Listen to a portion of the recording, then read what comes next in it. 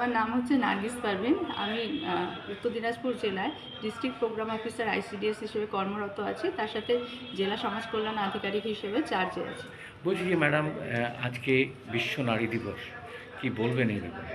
আজকে বিশ্ব নারী দিবস 8ই মার্চ। সবাইকে শুভেচ্ছা আন্তর্জাতিক নারী দিবসে।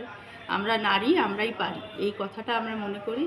তো সমস্ত লিঙ্গ বৈষম্য যাতে না থাকে, মানে মানুষের মনে যে একটা রয়েছে যে মেয়েরা কিছু পারে না, মেয়েরা অমুক কাজ পারে না, তমুক কাজ পারে না, তারা পাইলট হতে পারে না বা এয়ারফোর্সে যেতে পারে না, মেয়েদের পক্ষে শিক্ষক শিক্ষিকা এটাই হচ্ছে সুবিধাজনক পেশা, এই সমস্ত ট্যাবুগুলো থেকে যেন আমরা দূরে বেরিয়ে আসতে পারি। এবছরের থিমটা হলো ইন্সপিরেশনাল ইনক্লুশন, যার মানে হচ্ছে যে অনুপ্রেরণামূলক অন্তর্ভুক্তিকরণ। মানে আমরা বিভিন্ন পেশায় বিভিন্ন জায়গায়, সেটা পাইলট হিসেবে হতে পারে, ইঞ্জিনিয়ার হিসেবে হতে পারে, ডাক্তার হিসেবে হতে পারে, বা কোনো চিরাচরিত যে পেশা তার বাইরে সাংবাদিক হতে পারে, সেইভাবে যেন আমরা সমস্ত ক্ষেত্রে এগিয়ে যেতে পারি এবং সেই নারী যেন নেতৃত্ব দেয় অন্য মেয়েদের, অন্য যারা শিখছে তাদের এগিয়ে আসার জন্য।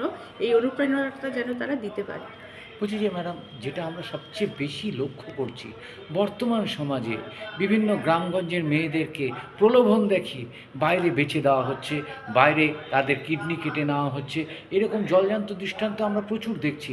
কি স্টেপ নেওয়া হচ্ছে এই বিশ্ব নারী দিবসে, কি বার্তা দেবেন? এটা আমি যেহেতু একজন সরকারি আধিকারিক, আমাদের সাপেক্ষেই বলি। কিছু কিছু আমাদের তো অনুষ্ঠান স্কিম যেগুলো নেওয়া হয়েছে, কন্যাশ্রী প্রকল্পটা সার্থকভাবে চলছে আমাদের রাজ্যে। তাতে যাতে মেয়েদের 18 বছরের আগে বিয়ে না হয়ে যায় সেটা সুনিশ্চিতকরণের জন্য কন্যাশ্রী 1, কন্যাশ্রী 2, যেটা 18 বছর থেকে 19 বছরের মধ্যে ওরা এককালীন 25,000 টাকাটা পায়, এইগুলো চালানো হচ্ছে। তার সঙ্গে সঙ্গে বিভিন্ন অন্যান্য প্রকল্প আমরা মেয়েদের সাপোর্ট করার জন্য করছি। গ্রামে গঞ্জে আনন্দধারা বলে একটি প্রকল্প চলে, যেখানে সেলফ হেল্প গ্রুপে অন্তত 10 জন মেয়েদের নিয়ে, যাতে তারা, মানে হয়তো তাদের শিক্ষার পরিমাণটা কম, তা কিন্তু অল্প শিক্ষিত হয়েও তারা যাতে অন্যান্য ক্ষেত্রে বিভিন্ন ফুড প্রসেসিং হতে পারে, ফুল চাষ হতে পারে বা স্টিচিংয়ের হতে পারে, এই জেলায় সেই সমস্ত কর্মযজ্ঞ চালানোর চেষ্টা করা হচ্ছে। কিন্তু সচেতনতা তো শুধুমাত্র সামাজিক বার্তা দিয়ে আসে না। আমাদের গ্রামে গঞ্জে আমরা সচেতন করতে পারি, আমরা অ্যাওয়ারনেস ক্যাম্প চালাই, কিন্তু মা বাবাদের বা পরিবারের সকলকে, সমাজকে অন্তত সচেতন হতে পারে। তবে এই ব্যাপারে আমি খুশি যে অনেক ক্ষেত্রেই আমাদের একটা সরাসরি মুখ্যমন্ত্রী বলে একটা কমপ্লেনের অভিযোগের জায়গা আছে, যেখানে প্রচুর চাইল্ড ম্যারেজ অভিযোগ আছে। সেটা আগে থেকে আমরা খবর পেয়ে সেটা গিয়ে প্রতিরোধ করতে পেরেছি। প্রচুর মেয়ে মিসিং হয়ে যাচ্ছে, হয়তো ওই যেটা বলছেন যে পাচার হয়ে যাচ্ছে অন্য জায়গা থেকে, কারণ বাংলাদেশের একটা বর্ডার আছে, বিহারের বর্ডার আছে। এই জেলাটা খুবই মানে সেন্সিটিভ, সংবেদনশীল জেলা। তো আমরা চেষ্টা করছি বিভিন্নভাবে অ্যাওয়ারনেস ক্যাম্প করে, কন্যাশ্রী ক্লাব করে, স্কুলে স্কুলে তাদের সঙ্গে সচেতনতা প্রোগ্রাম করে, তাদেরকে নিয়ে অ্যাওয়ারনেস করে এনজিওদের সঙ্গে, এটা একটা চেষ্টা করা হচ্ছে। আজকে কি কর্মসূচি চলছে বিশ্ববিদ্যালয়ে?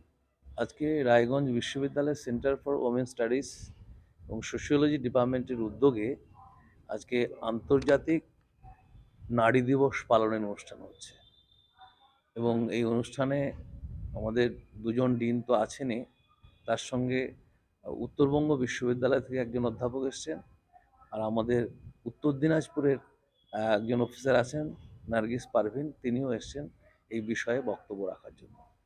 আমরা চাইছি এই বিশ্ব নারী দিবস বা আন্তর্জাতিক নারী দিবসের মধ্য দিয়ে বিশেষত মহিলাদের ক্ষমতায়নের বিভিন্ন দিক এবং মেয়েদেরকে এগিয়ে আসার জন্য, আমাদের সমাজে তো সামাজিক, সাংস্কৃতিক এবং রাজনৈতিক বিভিন্ন রকম সমস্যা আছে, বিভিন্ন ক্ষেত্রে মহিলারা যেভাবে হেনস্থা হচ্ছে, সেই জায়গাগুলি সম্পর্কে আমাদের ছেলেমেয়েরা যদি অবগত হয়, তাহলে পরবর্তী প্রজন্মের আরও একটু সুবিধা হবে এবং তারাও শিক্ষাক্ষেত্রে সেগুলোকে নিয়ে নতুন কিছু ভাবতে পারবে।